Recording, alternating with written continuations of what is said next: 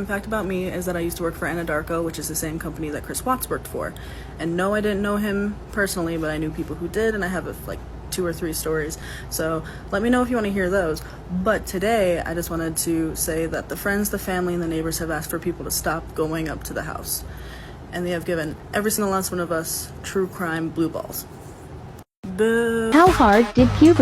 Like I said before, I have a few stories about Chris Watts, so this will just be part 1.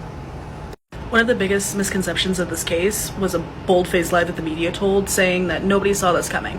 I had worked there for 3 fucking days before someone had told me that his mistress used to go to his job site, pick him up so that he could leave his truck there, and then drop him off when he was supposed to get off of his shift so that he could drive home to Shanann and the girls. His mistress kept saying that she didn't know that he had a wife and kids. Stupid ass bitch. She's a fucking liar, and she had something to do with it. I just fucking know it. So yeah, anyway, people saw her with him multiple times. When I was told this, I immediately asked, why didn't anyone tell Shanann? This person looked me dead in the eyes and told me that no one said anything because no one wanted to be a part of the drama. So when the news broke loose, everyone decided that they were going to save their own ass and say, oh, we didn't know. They all knew. So like I said before, I have a few stories about Chris. Didn't want to make this a video response, but I'm blocked from commenting for some reason, so yes, I will make another video, just not today because the Minecraft update just happened and I really want to go play that, but I will post another video tomorrow morning, so if you guys have any questions, I can try to answer them and just comment them below and I'll do my best. Didn't want to make— No, I didn't delete the video. There were a few things that I really wanted to clear up. The video that has someone walking up to the house, that's not my video, so stop coming for me because it's not me. I didn't know Shanann, I didn't know Chris. My stories are from my coworkers who did know them.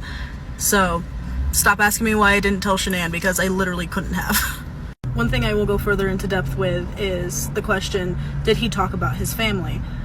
The answer is no, not really. If they were brought up by somebody else, he would talk about his family, but he himself never really brought up his family at all. There was one specific instance that a coworker had told me about where her husband, who works on the ground, used to work with Chris, and he knew that Chris always had his family's pictures in his wallet because when they would go to lunch, he would pull out his wallet, he would see it, and then around the time he started seeing his mistress, they went away. But they conveniently got there just in time for the police to get there, so. Apparently her husband asked about it, and he had said that he had lost them and he wanted better, new, updated pictures, when the pictures were only like a year old. So, dude knew what he was doing the whole time. But that's really all the time I have. I was only supposed to be gone 5 minutes to go get beer for my husband and I, and I've been gone 30 minutes. So let me know if you want to go more in depth with that story, because there's more detail, but yeah, there's that. I don't know how to fucking end TikTok. I'm 24. There were a few things that— Morning, everyone. I will be posting part 2 today. I'll be getting more into the story that I told earlier. I just wanted to clear up a few things about my first story before I continue on to the next, because there's a lot of you and I'm getting confused. A question that came up a lot was if certain people still worked there, and the answer is no, mainly because Anadarko was sold to another company called Oxy, and in 2019 they completed the transition into Oxy, so a lot of people left. No one really talked about the other co-workers that came out and did interviews. It seemed like they alienated them a little bit.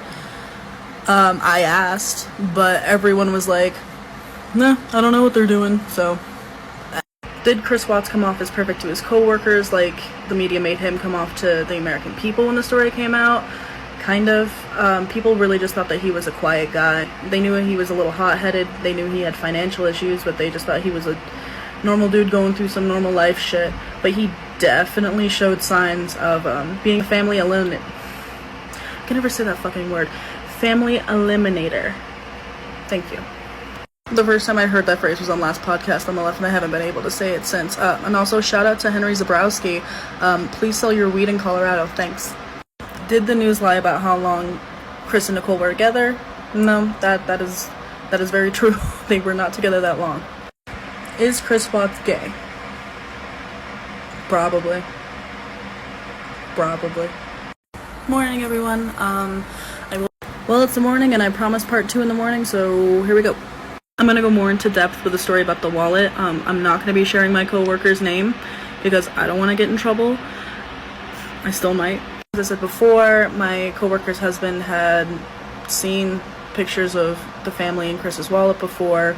He had asked about them before. Chris had shown him pictures before and had proudly showed him his daughters at one point, which is weird because it makes it almost seem like he loved the kids, which he obviously fucking didn't. And as I mentioned before, my coworker's husband had seen that the pictures were gone one day and had asked about them. Chris had said that he lost them, but it was okay because he wanted to get more updated pictures. My coworker, her husband, their family, they had all gotten their pictures done, so her husband was trying to give Chris a reference to a photographer. This part really stuck with me because it's kind of a foreshadow into what people were saying about Shanann later. Chris apparently had looked at the husband and said something along the lines of that he would pass the information on to Shanann because she was the brains of the operation, she controlled everything, he was just the asshole in the background taking orders. Apparently there was a couple of times after this conversation happened where the pictures would just randomly be back in his wallet again. He was asked about it, and he just said that he got new copies of the old photos because he just wanted his kids in his wallet. But that's it for the wallet story. My coworker's husband actually worked with Chris up until about a month before he got caught, and most of my stories come from her, so just be prepared for me to say my coworker's husband a lot, because I don't want to name him and I don't know what else to call them. Jim. We're gonna call him Jim. And the wife will be called, we'll just call her Judith. So my coworker is gonna be called Judith, and my coworker's husband is gonna be called Jim. So everybody got that? Okay, good.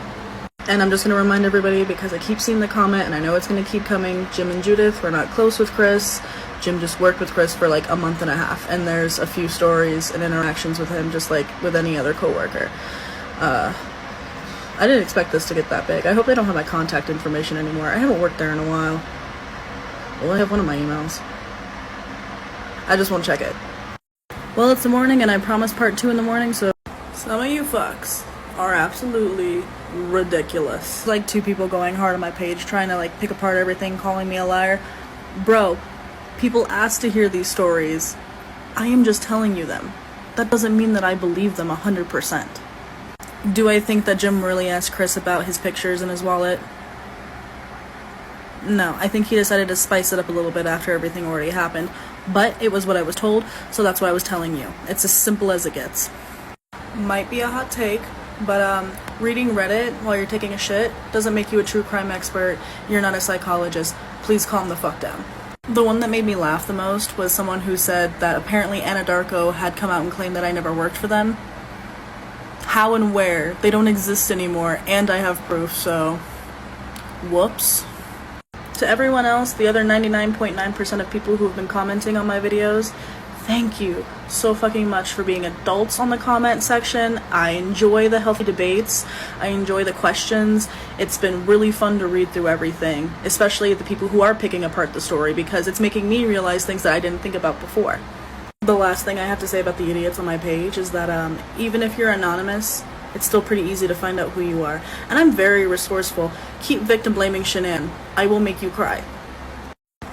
Let's talk about the quote-unquote mama's boys for a second. So, I'm not going to be doing Chris Watts stories anymore. Before you get mad at me and swipe and unfollow, I have good reasons, just hear me out. I know that Chris likes the attention, I know that he likes to be talked about, I know he likes being a celebrity, and in me telling these stories, I'm adding fuel to his fire, and I don't think he deserves the satisfaction. And honestly, I really just don't feel safe doing it anymore. Some freakazoids decided that they were going to take it upon themselves to check my credentials and delve into my personal life, and then post it to Reddit. While I was lucky enough to not have my address or my phone number leaked, a bunch of traumatic events in my life were. The saddest part is that if you had just asked, I would have told you, I would have done story time. I'm not secretive about my past, I just want to have the power to speak about it for myself. I feel as though another choice was taken away from me, and because of that, I don't feel comfortable continuing. I hope you guys understand, I hope you guys respect this decision. There's more to me than just my Chris Watts stories. There's more to me than my past abuse, and I hope you guys stick around to see it. So, I'm not going to be doing Chris Watts stories. It's going to be really hard to victim blame and report my post from the blacklist.